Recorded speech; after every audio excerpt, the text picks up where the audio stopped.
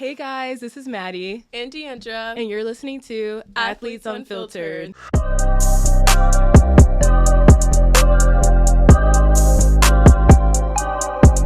The podcast where we keep it real, raw, and unfiltered about the world of athletics. From the highest of highs to the lowest of lows, we're bringing you the real stories athletes actually want to share. No sugarcoating, no holding back, just talking about what we want to talk about. Let's get into it. Yeah. So this is episode 3, and today we have a special guest, Sophie Fischer. Woo! Yay! Sophie's all the way from South Carolina. She's a middle blocker that plays at Love VB currently. She had a great college career at the University of Georgia. And her senior season at Georgia, she earned a spot on the AVCA All-Southwest Region team and the 2024 All-SEC team. This marked her third career All-SEC honor. Her impressive achievements at UGA include being named the 2023 SEC Player of the Year, 2023 Second Team All-American, a 3-time All-Region honoree, and a 3-time All-SEC selection, and a 4-time SEC Player of the Week. And then prior to her time at Georgia, Sophie was a part of the national championship team at the University of Kentucky in 2020 and 21. So give it up for Sophie Fischer. Welcome. We're so happy to have you. Yes. Thank you for being here. Yes, thank you so much. We were trying to figure out different people, and I was saying, we were messaging each other, and we were like, we need her on here because we just need to hear your story about what's happened. Because you transferred from Kentucky to Georgia, and now you're on the Love volleyball team at Salt Lake, and we're just excited to hear your story and what you have to say. Yay. Okay, so first thing, let's hear a little bit about your journey before hitting college athletics, whether in club, and how that was. I feel like I had a really good club and high school experience. I had great coaches throughout all of it, which is pretty rare. I know that some club coaches aren't the best and high school coaches aren't the best, but really good club and high school coaches. Recruiting started really early for me, and I committed to UNC actually. Oh, and, I did not know that. I know, going into 8th grade, I was getting offers, I think, at the end of 7th grade, which is, looking back, that's ridiculous. Yeah, that's I'm crazy. so glad the rules changed. I didn't even know my favorite color. too. But, so I committed to UNC, and from there I was just just an 8th grader in middle school, or I guess going into 9th grade, whatever, just committed. And it was definitely, weird being around, my teammates who have maybe not even started the process, but I was, really dedicated to, getting better and, working towards college now and, kind of using this, high school career basically to train for college. And then my senior year, I'm supposed to graduate early. Mm-hmm. It's October of my senior year of high school, and I go on my visit to UNC, and I was like, I can't go here. And I was just like, this does not feel like the right fit. A bunch of girls were also transferring out, and so I just had a gut feeling that this is not where I'm supposed to be. And on my visit, I'm crying in the locker room at UNC, and I was like, Mom, come pick me up, come pick me up. Are you serious? Yeah, so I had to get out of there, and so I decommitted. And granted, it was nothing they did wrong. It was just a true gut feeling that I was like, I cannot go here. Yeah. So no shade on UNC, but I just couldn't go there. So then I had to restart the recruiting process all over again in your October senior year, of my senior year, where I'm graduating early anyway. So it's I was not in school all of October and November, and so I was going on visits and stuff, and that's when I committed to Kentucky. So so why Kentucky? Why were you okay, this could be the right fit? My thing is that I wanted to, I have very high expectations for myself, and wanted to be developed, and I am just that type of person where I want to learn as much as possible, and the more information you feed me, the better I'm going to respond. And so that's what was promised to me. It was you're gonna get developed here. And then the girls there were also just great, and the people I met on my visit, I was these are people I want to surround myself with. The staff seemed great. It wasn't too far from home. I knew I wanted to stay kind of at home. Being far wasn't exactly an issue for me, but I knew I wanted something I wasn't gonna go to Wisconsin. I wasn't gonna go to Nebraska or Penn State, because that's cold. And I'm not it's funny, I'm in Salt Lake now, but I at the time I was I just you're supposed to, or the advice I was giving is that if volleyball wasn't there, would you enjoy where you're supposed to be? And I was I'd enjoy it if I was at Kentucky. And so that's kind of the factors, really. So what was your journey there? What was the highs of highs, lows of lows? Tell me everything. Anything you want to spill about it. I think so I graduated early, and that was, I think, really tough, because I was there for a couple weeks, and then COVID hit. Yeah. But like my first couple weeks there, I was just like, this might just be what college volleyball is like. Like I was like, it's pretty tough. We would joke and like call it like military-ish, like very strict rules. Just like I felt like not a lot of fun was allowed to be had there and stuff, which it's like not that I'm going to be like a silly like goofy monster like 24/7, but I feel like I couldn't be like myself there at all, and like so that was a little challenging, but I was like, hey, you know, just got to campus, like maybe this is just like how college volleyball is, and I'm willing to adjust. And so COVID hits, we go home, and like I was upset about it because I was like, I'm just now getting in the gym, like working on things, you know, and also just like living as a college student now and like not being in high school anymore. And so COVID happens. COVID wasn't like, I mean, it was not a great thing to happen, but like I was kind of enjoying like the break at home away, because I was like, it was kind of hard my first couple weeks there, and then we come back, and I guess like this is when like the good stuff was happening, like everyone was like on a grind, and we were like, this is gonna be a super special season. And I remember like one of my teammates, Maddie Brezowicz, she made a like these little like laminated things about like how we're gonna win a national championship. And like we all had like binders. I don't know if you guys did binders at your school for like scout, where you carried around a binder. No. It's the military-ish stuff we did. We never did I don't that. think Okay. But anyways, we put that in our binders, and it was honestly like, I really like the idea of that, because like every single day you're like in the gym, and it's like another reminder of like we can do this, like, and believing in like what we're like trying to achieve. So like really working at it, and then obviously like a huge success of being there is like having a national championship. Like, did I play? No. But like also like regardless, at the end of the day, it wasn't about playing. Like I like get to say like I won a national championship and like have the trophy, have the pictures. So like I think that's like a really special part about being at Kentucky. But then after the national championship, that's kind of where everything just like fell apart, because I think I started getting a lot more like clarity of like what I wanted. And like once you have the national championship, like all kudos to the people who have like several, but like even though I didn't play, like one is enough. So and it's not that, I think it's like this thing is like, oh my gosh, if you win it, you're like, oh my gosh, it's the best. Like you still gotta go back and start training in the spring. And like it's not to say the national championship for me doesn't mean a lot, like it definitely does. Like I feel like I practice with them, like we made each other better, XYZ, but like I think because of what I went through there, that's why the national championship, like, I don't know where my ring is. I don't know. It's in, like, a random box, like, in my grandpa's basement. Like, and which is, like, it sucks to say. Like, I should probably care about it more, but I think it's because of, like, how much of a low point I was at Kentucky is where it's, like, I kind of don't want to be associated with it. But it is, like, nice to, like, have. It's, like, kind of like a, I don't know. I kind of go back and forth with it. But that was definitely a success. The same thing. Like, it was just, like, I feel like at that point, it's, like, there's more in life than just and like I won a national championship, but like it doesn't mean as much to me as it did to the people who won, or to the people who played and who really invested into it, because it's like I went through so much there, so it's like, did I really win? Exactly. Worth it? Exactly. So I feel you on that one. But I think so after the national championship and like after that season, we had like that back-to-back season with COVID, I guess.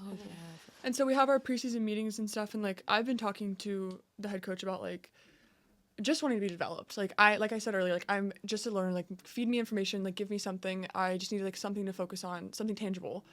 And so I wouldn't really get much at all, and then I'd be like, it's not even about playing time for me, it's about like pouring into me. And like it was really hard to express that when like he felt like he was coaching me, but like I just did not feel like he was doing like enough. And not that I need you to like sit there and like hold my hand in practice, but like when I asked for extra reps, like can you get me extra reps? Or like when I asked to watch film with you, like will you watch film with me and like cut out time in your busy week just to like watch some film?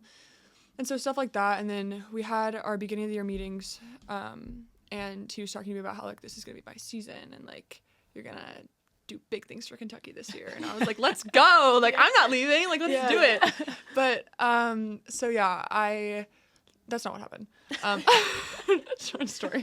But so basically, it was a lot of like this is my experience also, just front loading that. I think that like a lot of this stuff obviously helped me mature and like grow a lot. And like at the time, I don't know, I'll get into it. But basically, so a lot of the times he would be like, you ready to play this weekend? Like, I was also a pin there. I don't know if we knew that, but Oh, I was outside, but then sometimes I'd be thrown on the right side, just kind of like thrown around. We didn't know where to put me. So I didn't know that. yeah. But so he would be like, "You ready to play this weekend?" And I'd be like, "Yeah, I'm super ready. Like, this is my time. Like, let's go." And then the weekend comes and I'm not playing. And it was like several of those. And then in practice, like I would have a good practice, and he would call me Jordan Larson, which huge. Yeah. Thank you so much. But also, like, why are you calling me that? Yeah, like, If like you're not Jordan. if I'm like fifth string on the bench right now, like stop calling me that. And so like it was like funny, but then like people would laugh at it, and it was honestly like kind of sad because like people now you're laughing because it's not the girl's fault, but like it was like a funny thing. Like he's calling me Jordan Larson, and I'm like literally this fifth, sixth, seventh string girl on the bench, and so it was just kind of like I would laugh and be like, haha, like that's funny. Yeah. Just know I'm not gonna play. So then there was also like other games where we played LSU one time, and he was like, "Get ready to go in," and I was like, "Okay, I'm ready." Like been ready. And then set goes by, and like I didn't go in, and then my family wasn't there because it was far, and I told my family, I was like, "Don't come to games. Like I'm not playing. Like I get it, you guys want to see me, but like don't waste your money." Yeah. And so I I got on the bus, and he was like, "I'm so sorry. Like I forgot to put you in," and I was like, "Don't say that to me. Like why would you say that? Also, like, I don't know how you miss me. Like, I'm massive. Like, I don't know. Like, you told me that. I'm over there warming up, and I'm, like, 6'5". And I just don't understand why you said that to me. Yeah. So, like, it was a bunch of stuff like that, which I just felt, like, emotionally and, like, mentally really messed with me. And just, like, made me, like, also start to, like, doubt myself. And then be, like, am I doing something wrong? And, I don't know, just a whole, like, spiral of things. But, yeah. I know that's definitely tough. Like I don't know, it's not like it's gaslighting a little bit. But it felt a little bit like is. The more I look back on it, I'm just like, why would you do that? And there was one game where I couldn't tell you who we were playing, and I don't remember which year it was, but this happened, and it was like literally the most like I don't think I like want to like go back in time and like give that little girl a hug because I'm like I feel so bad that this happened to you because it was so embarrassing. But there was one game where he accidentally put my number on the starting lineup sheet and like told it to the people when we run out of the tunnel. And so I'm like, let's go. I'm amped up. I get my ball and run out of the tunnel. I throw my ball. And then he checks the lineup as soon as before the first point starts, subs me out. And I was like, oh yeah, that's okay. And I run out on the bench, and like my teammates are like, and I was like, I actually probably would have started crying. I was like borderline. I was like choking it back because I was like, that was so embarrassing. And like, I have friends that come to the games. Like, I have like people watching on TV. Like, that's really embarrassing. Yeah, he could have kept you in for the first couple of points. And let me mess up once. Yeah. And then take me out. Like, I don't know. It was just stuff like that. And I don't know. But yeah. And so you think like just like the playing time was like probably definitely the hardest part, and like the coaching. Honestly, like for me, the more I look back on it, it wasn't about playing time. Like it never was about playing time. It was just about like them pouring into me. Like, I wasn't getting poured into. Like, and when I was committing there, I was telling him about like my dreams and like all these goals I have and like what I want for like my volleyball career. And he was like, "That's what you're gonna find here." And I was like, "Let's do it. Let's go." And that I didn't find any of that there.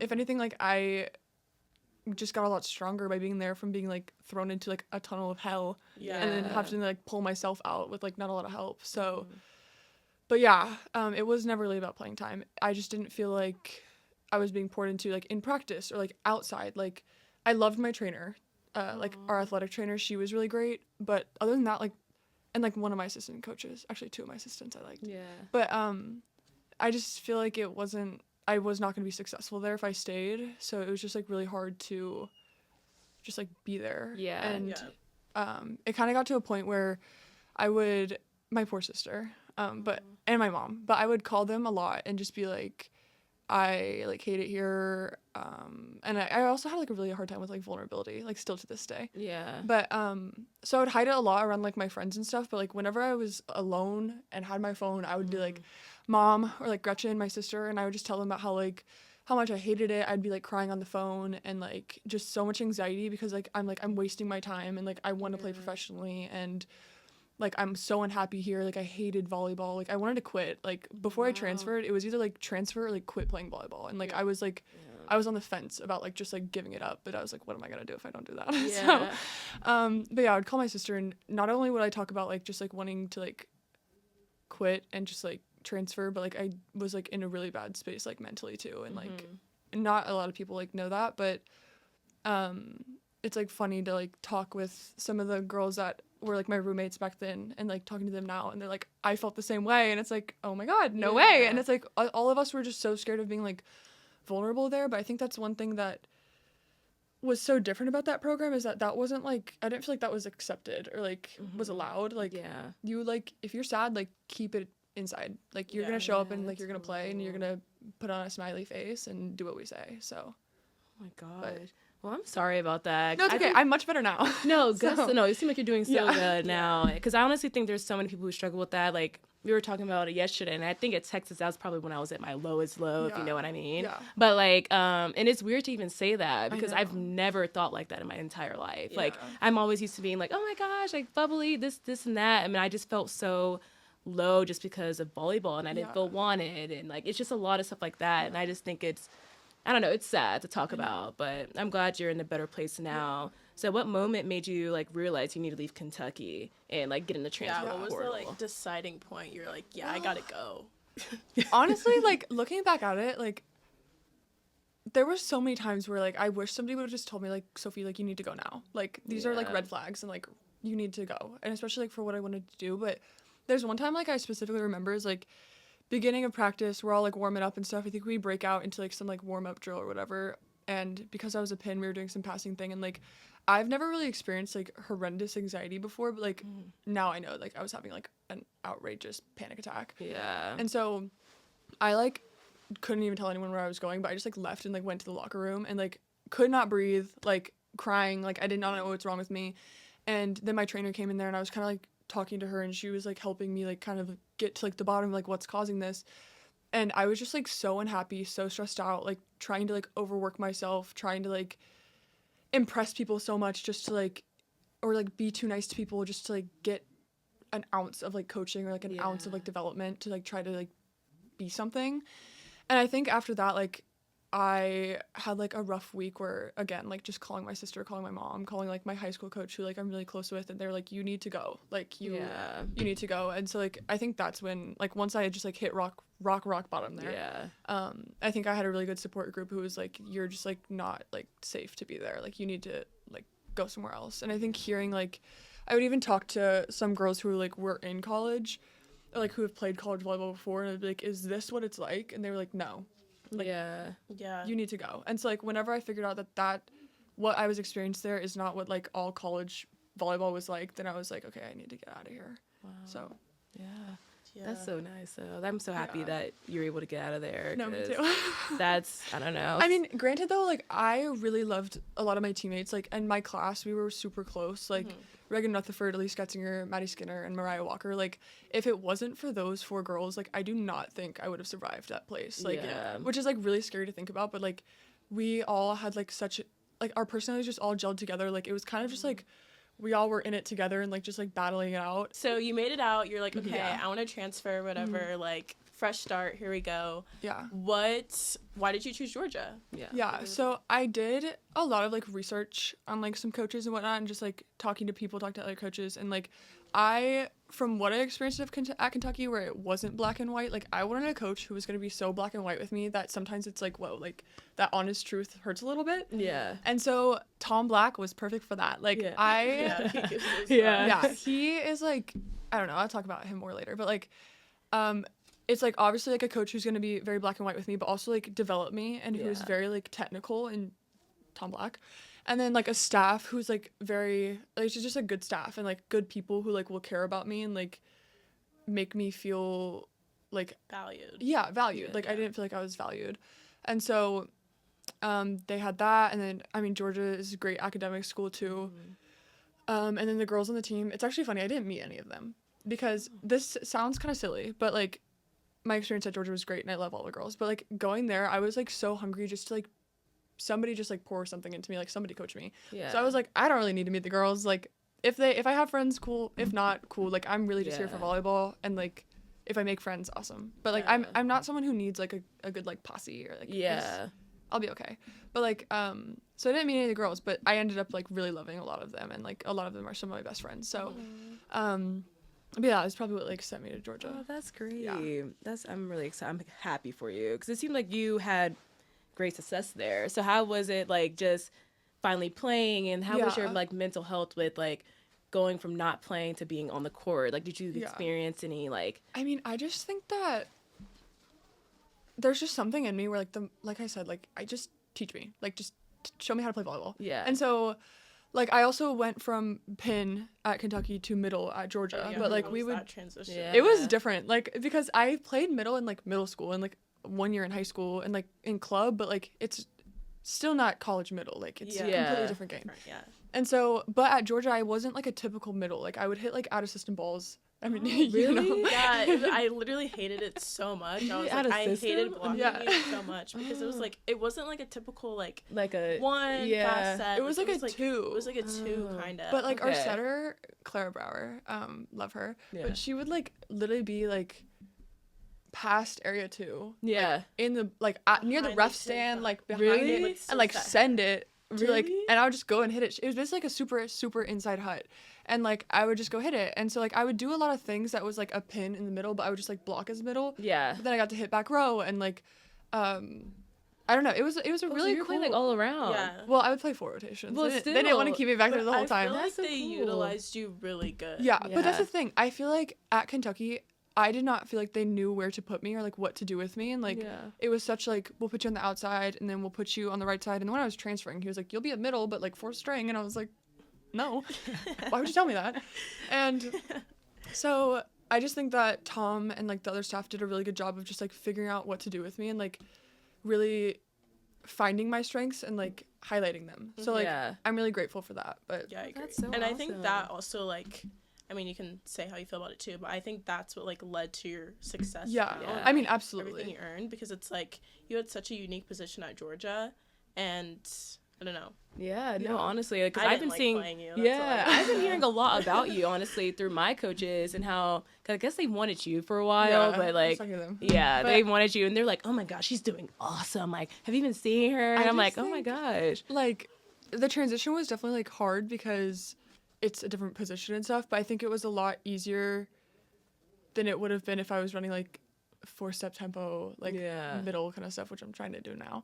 But I think that they just did like such a great job, and Tom is such a technical guy where that's also kind of what makes it hard, but like that's what I wanted to be challenged. I wanted somebody to feed me information, and so like Yeah. he's like my second step and like the angle of my right foot whenever I'm blocking, and like my third step on the 10-foot line for like slides, and like so like all these like little tiny details that just like made me like just enjoy volleyball like so much more. So That's so yeah. good. So are you like overall like happy with your decision and like where you ended up and like how Yeah. you like finished your college career? Yeah, absolutely. I think that like especially once I kind of realized that it's not all about winning, and like that's Yeah. what I wish I would have realized like earlier in my career, like even like in the recruiting process, like at the end of the day, like it's really not about winning. It's like what you want to do with like your career and like Definitely. who the people are you want to surround yourself with and stuff like that. So like I couldn't have asked for like a better like college career. Although like a big difference is that Kentucky obviously wins like a lot of games, and Georgia you're not seeing them in the Elite Eight, you know. Yeah.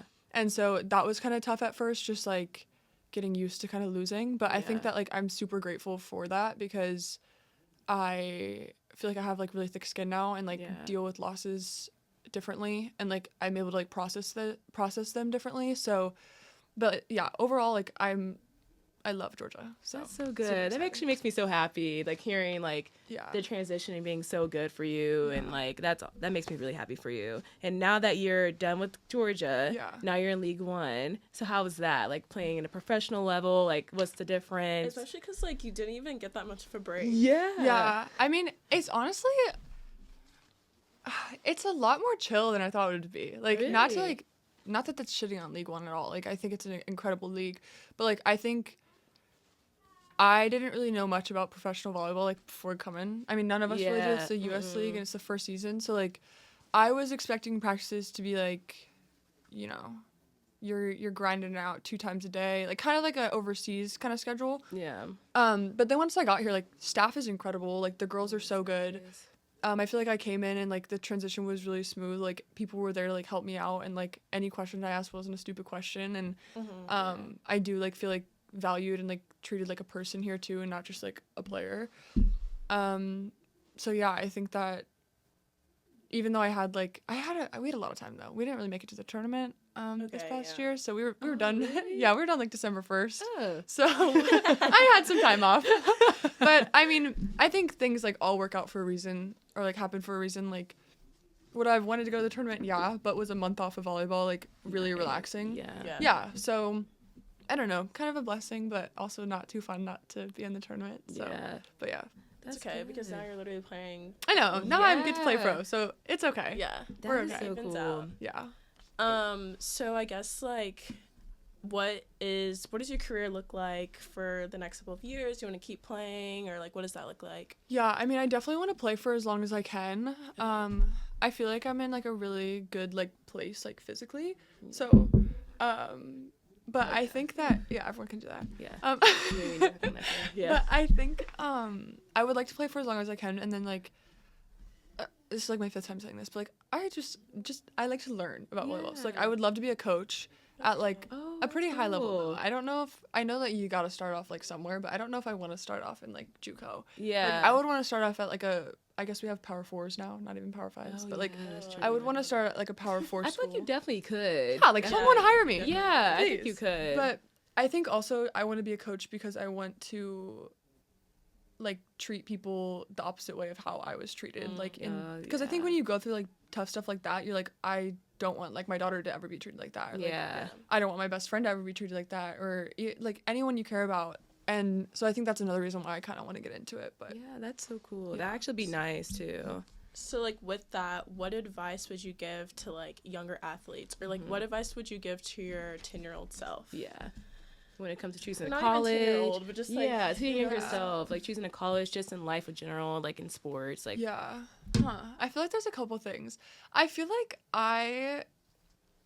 one is like definitely I've always been like super competitive my whole life. I have 4 siblings and we've all played sports, so it gets pretty hectic growing up. Yeah.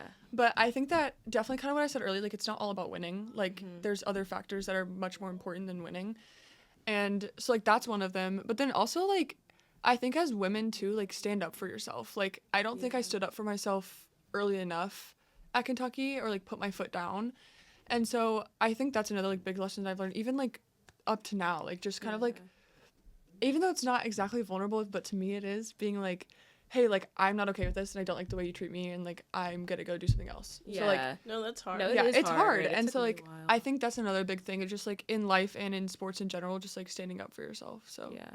Oh, that's actually really good advice, because it took me kind of a long time to be able I mean, to I'm like still stand up for learning. myself. Yeah. It's so hard, because I'm like, I don't want people to like not like me or like feel bad. It's weird. Yeah. But, so what do you enjoy outside of volleyball? Like, what are your hobbies? And like, what else do you do? Yeah, good question. I feel like since I'm so like fresh out of college, like I'm still learning about that, and I'm trying to like that's fair. find things. Because in college, you know, it's like school, volleyball, homework, cook, laundry. You're done. Like you don't have a lot of time, and then on the weekends you hang out with your friends. Yeah. So it's like you don't have a bunch of time, but like I'm still kind of trying to figure that out. I'm also like I'm not a huge fan of the cold. So it's not like I want to go like hiking in a mountain. Yeah. So maybe I'll try it out one day. But I mean, I'm trying to read a book. Okay, that's good. I'm getting paid, but by Haley. Oh. Haley Washington is she's gonna pay me to read a book, because I was really upset about the TikTok ban. I don't know how you guys felt about that. I was. But I wasn't too happy about that. Yeah. I wasn't like distraught, but at the same time she thought I was overreacting, so she was like, I'll pay you some money if you just read a book. And well, good thing okay. it lasted less than like 20 No, I know. Yeah, I thought it was gonna be and I didn't longer. delete it either, because I believed in it. So yeah. So what book is it? Oh. Wait, I told people this. You could say it. The Silent Patient. Yes, thank you. Oh, okay. I'm on like page 100 and something. Okay. Like 110. It's not that much.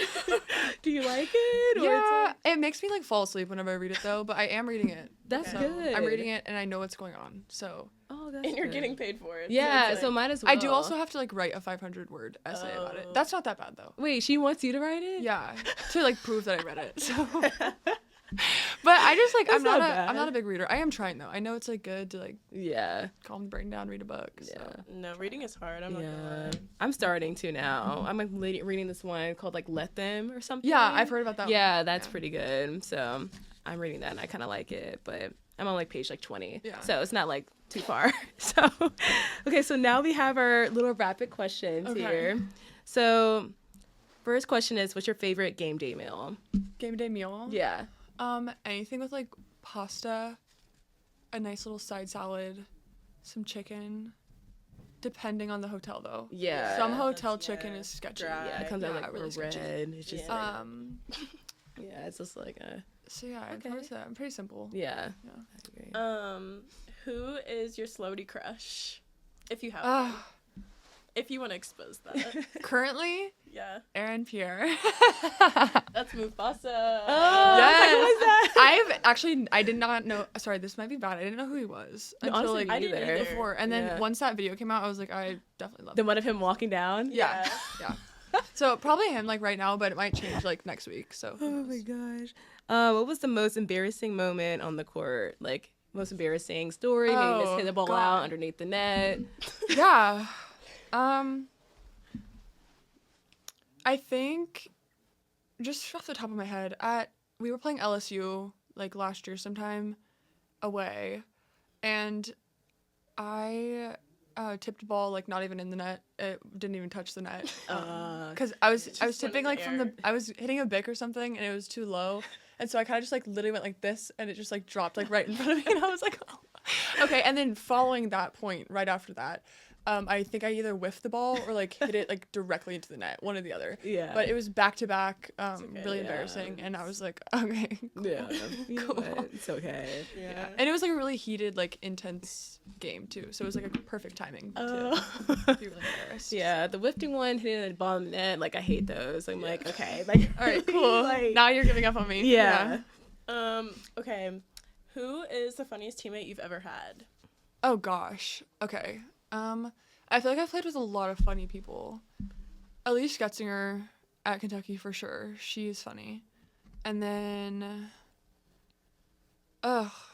there's just so many. I feel like at Georgia we just had a bunch of like goofballs. Like there was just like, a lot of personalities where a lot of people were just funny. Yeah. Yeah, I don't know if it I could seemed like y'all name had a one. fun team. Yeah. Yeah, definitely a lot of funny people.